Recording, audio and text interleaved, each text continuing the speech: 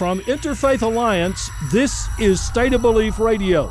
I'm your host, Reverend Welton Gaddy. With the elections behind us, mainstream media attention has turned away from the endless lines at some polling places, from reduced early voting options in predominantly urban districts, and from other obstacles we saw placed in the way of many voters in the election, already complicated in the Northeast by the aftermath of Hurricane Sandy. The cable news channels, meantime, have gone all Petraeus all the time.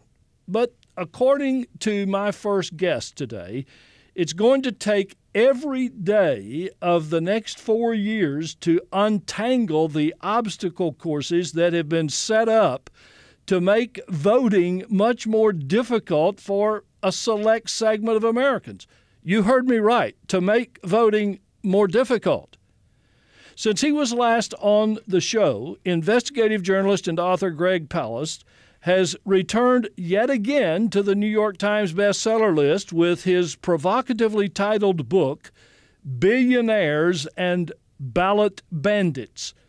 He spent the week of the election at ground zero of swing state mania in Dayton and Toledo, Ohio. He was a great guest the first time. I'm glad he's back.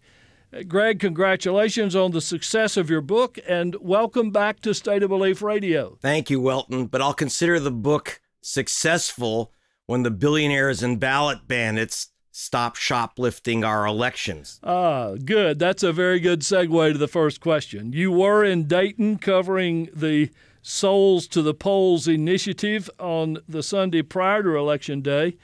I wish you would talk about what you saw and the significance of the new limits being placed on early voting. Well, it's very serious. I flew into Ohio and went to Dayton on a tip that there was monkey business with the balloting in Ohio, the swing state. Now, people have to understand that votes are controlled, and whether they're counted, whether you're on the voter rolls, that's always controlled by your Secretary of State in your state. And unfortunately, in America, they're usually very partisan officials like Katherine Harris, who was both Secretary of State of Florida in 2000 and head of the Bush reelection campaign. In 2004, the Secretary of State of Ohio was also head of the Bush reelection campaign. This time we had a partisan Republican official. The effect was that there was an obstacle course, as you properly put it, placed in front of African American voters and Latino voters. Now, how does that happen? As a practical matter, blacks and whites vote on different days in Ohio. This is for the past dozen years. So white voters tend to vote on the official Tuesday election day. Black voters, African Americans, vote almost completely early and usually on the Sunday before, after church. They call it Souls to the Polls, where people go to church, pile into the church van, and then take off for the polls. What happened this time is that early voting days were reduced from 4 Sundays before Election Day to a single Sunday, from 8 hours to 4 hours, and from dozens of polls per county to one single polling place per county. That's including Cleveland with 1.5 million people, or where I was in Dayton with about 500,000 people. One single polling place. The result was, when I followed one church group, the Freedom Faith Missionary Baptist Church in Dayton, to the polls, they got in line behind 1,000 people waiting to vote. 1,000 people. That's not my estimate. The official in charge of the vote said, yeah, it's about 1,000 now, about 3,000 to 4,000 coming through altogether in a 4-hour period. Well, of course, you end up without a 4-hour period. If they get there within 4 hours, they're given a number and they can wait. 1, 2, 3, 4, 5, 6 hours. In Cleveland, it went up to midnight. When the polls closed at 5, that meant 7 hours wait for some people, almost all African Americans. Then they got to the front of the line. I went with the group, with the Missionary Baptist group, and they were not handed ballots as the law required. They were handed applications for absentee ballots. They had to fill those out, hand those in another line, get an absentee ballot, fill those out, hand those in another line. And without realizing, of course, that in America, and this is true for every absentee ballot, about a fourth of absentee ballots are thrown out. Up to about 3 million absentee ballots are thrown out in any election. And that was at least the number lost in this presidential election. So a lot of those votes, after waiting all those hours, won't be counted. So that's how things have changed. Greg, let me back up, and I want to know a little bit about what you saw and heard before the people got in that line. In other words, in the churches in the African American community, was the moral imperative that people heard related to the almost sacred ritual of exercising the right to vote, or did it have to do with voting for a specific candidate? Well, that's one of the things that shocked me and surprised me, because I was just at a white church, a white evangelical church in the same town north of Dayton, very upscale, all these SUVs and Mercedes in the parking lot in the new church. They would vote on the Tuesday when there'd be 176 polling places in Montgomery.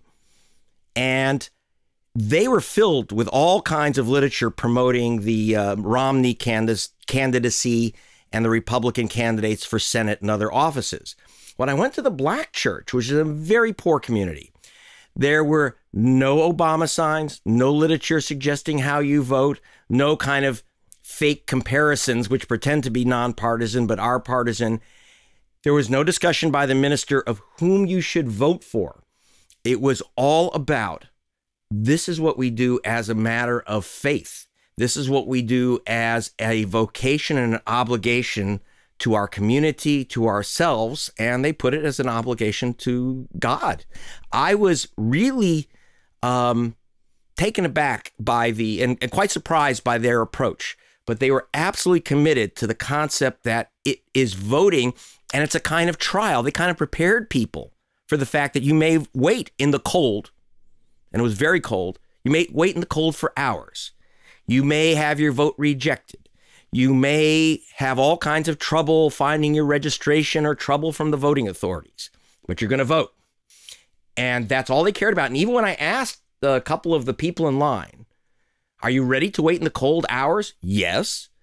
Who are you going to vote for? Not going to tell you. It's my business. And it was all about voting as an action, because this is a kind of sacred opportunity that Americans have. Boy. And that black people have won through great struggle. So it really had nothing to do with the candidates, though obviously they have an overwhelming preference. My guest is best-selling author and investigative journalist Greg Palast. His latest book is Billionaires and Ballot Bandits: How to Steal an Election in 9 Easy Steps. And we're talking about moral components of voting and of voter suppression. Greg, you also were in Toledo, Ohio on Election Day. What with your own eyes and ears did you experience that day?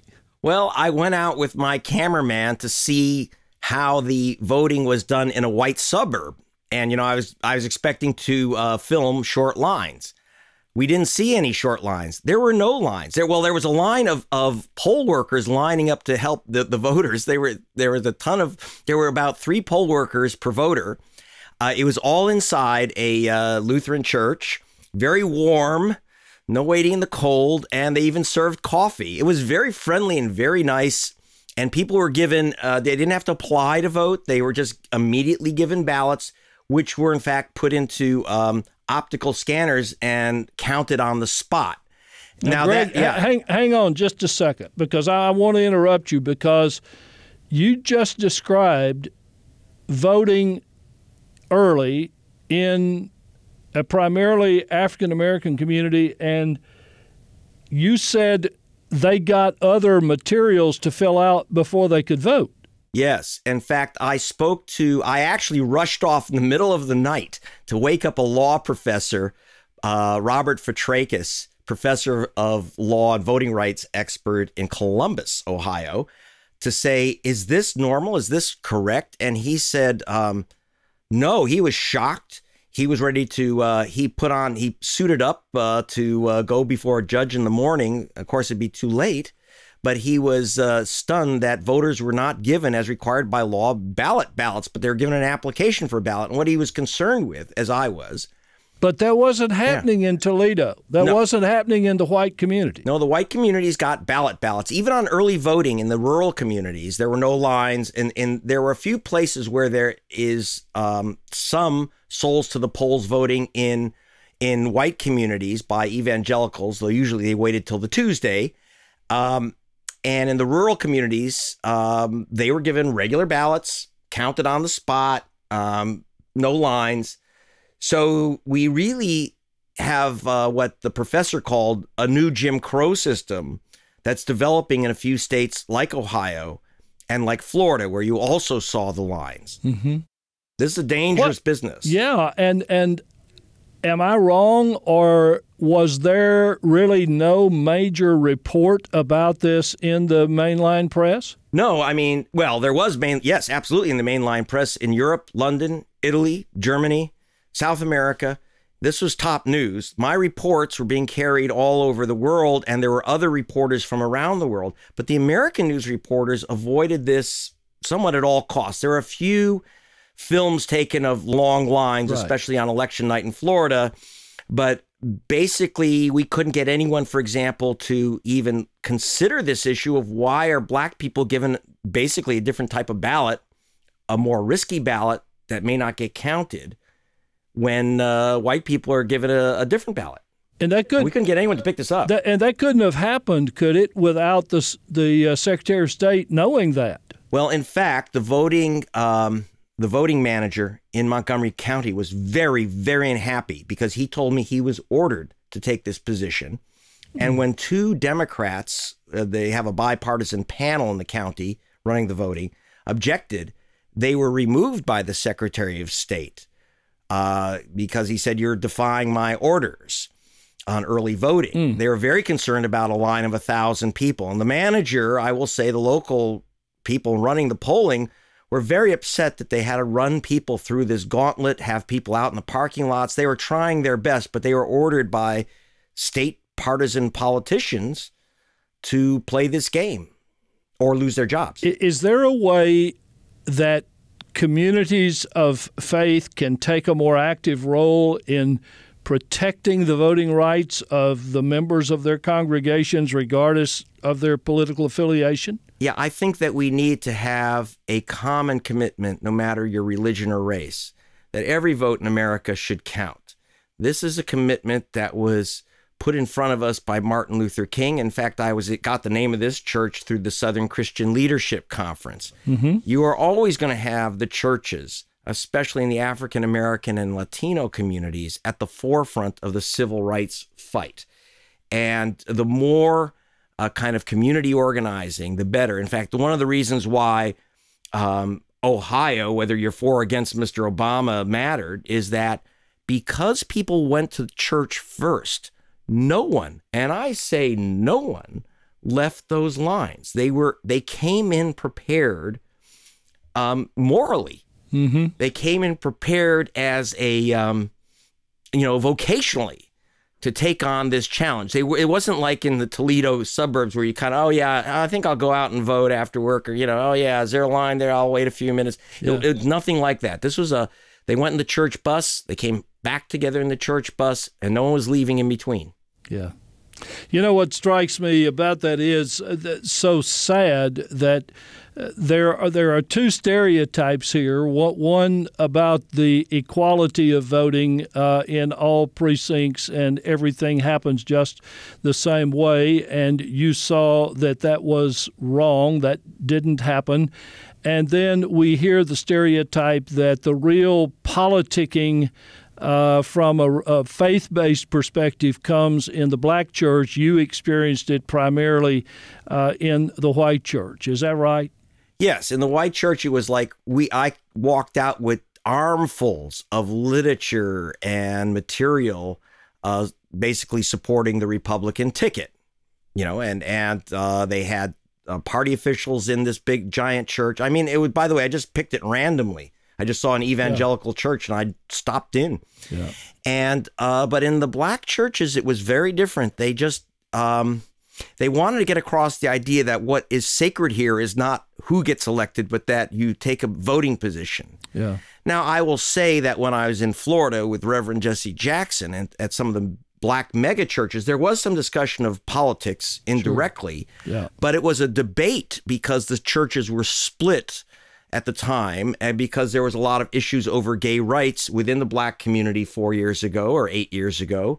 And so there was, there was a kind of literally a debate between the pastors taking different positions. So it was a kind of discussion, not proselytizing for a party. I wish that we could talk about every page in this book.